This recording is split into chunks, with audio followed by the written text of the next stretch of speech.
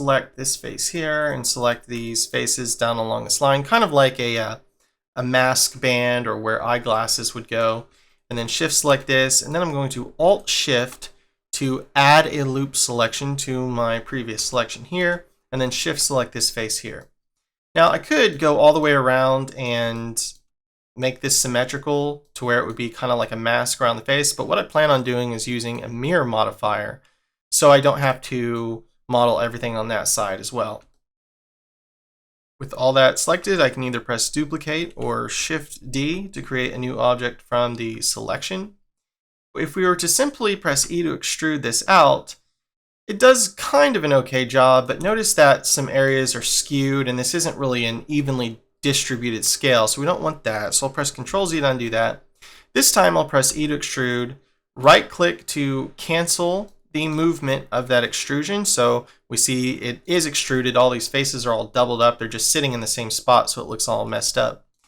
And then to get an even scale, we can use the shrink fatten button here and just move the mouse up or down to increase or decrease that. And I'll just do it just a little bit like that. Now I'm going to press tab to go back into object mode. We have this really cool looking eyeglasses piece, which took us almost no time to create.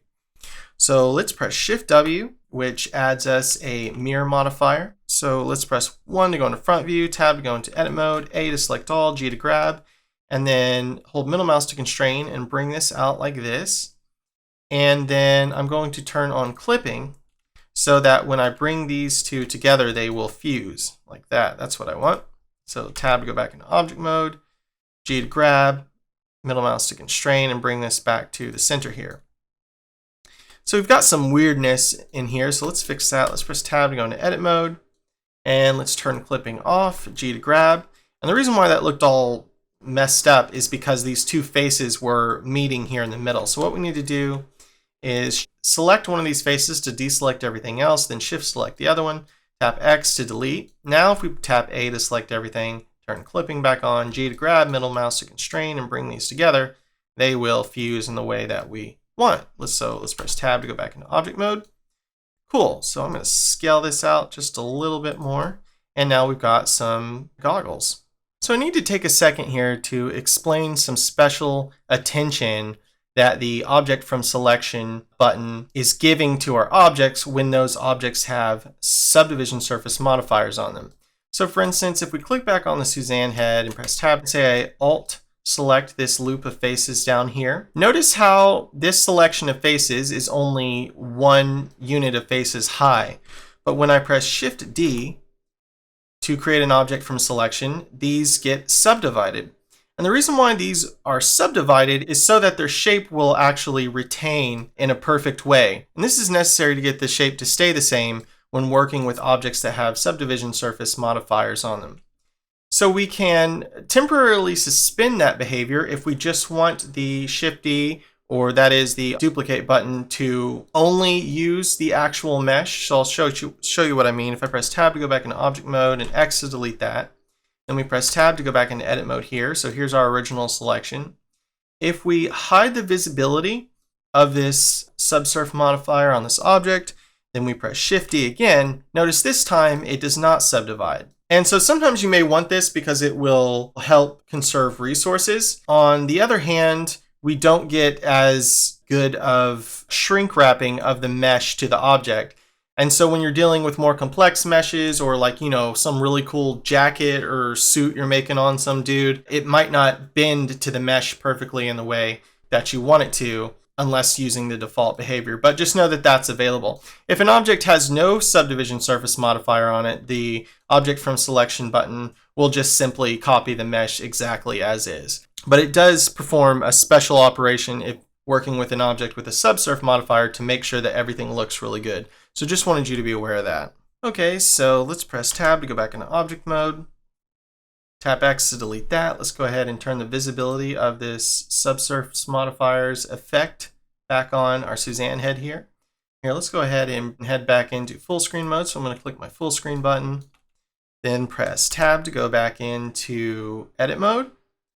And I'm going to alt select this loop of faces up here.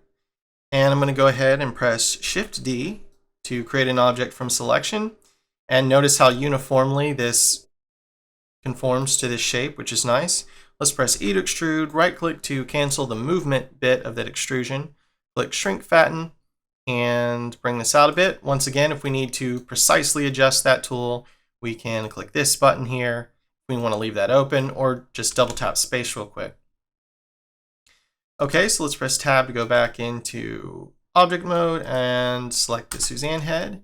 Then I'm going to go ahead and alt select these loop of faces, press shift D, E to extrude, right click to cancel that, and then shrink fatten there like this. And so let's go ahead and shift select this top bit. Let's join these by either pressing the join button, or we can just tap J.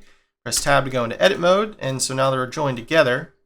So what I'm going to do is just shift select some of these faces here and tap F, and just make kind of a bridge across the front here, I suppose.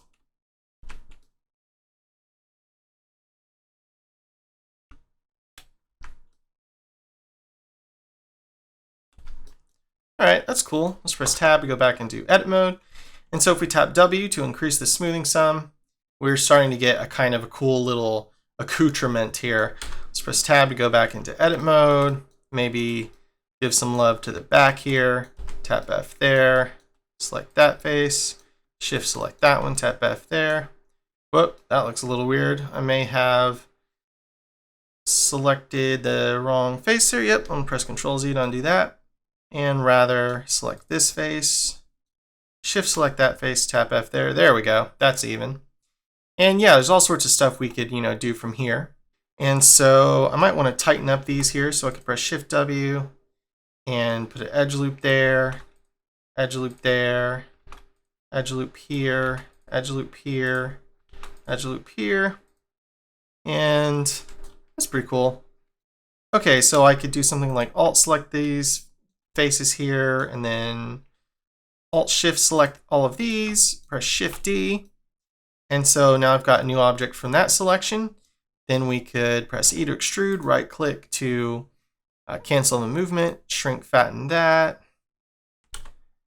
And cool, so we're starting to really quickly build up some kind of crazy little assets here. So I had nothing particular in mind. I'm just trying to show you the kind of organic nature of this tool. I think I want to bridge these guys too. So I'm going to press tab to go into edit mode and select these two faces, tap F. I'll go ahead and do shift select these, tap F. Shift select these, tap F. Now remember, if you need to do a more advanced bridge fill like we're doing here, instead of F, you can press Shift F, and this will give you more control in either your operator menu by pressing this or double tapping space. Actually, we'll leave that one undone.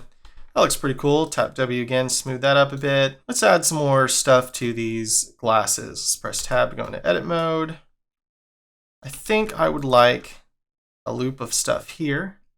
So I'm going to press Shift D and do the same thing. Press E to extrude, right click to cancel that, and then shrink fatten that out. It's pretty sweet.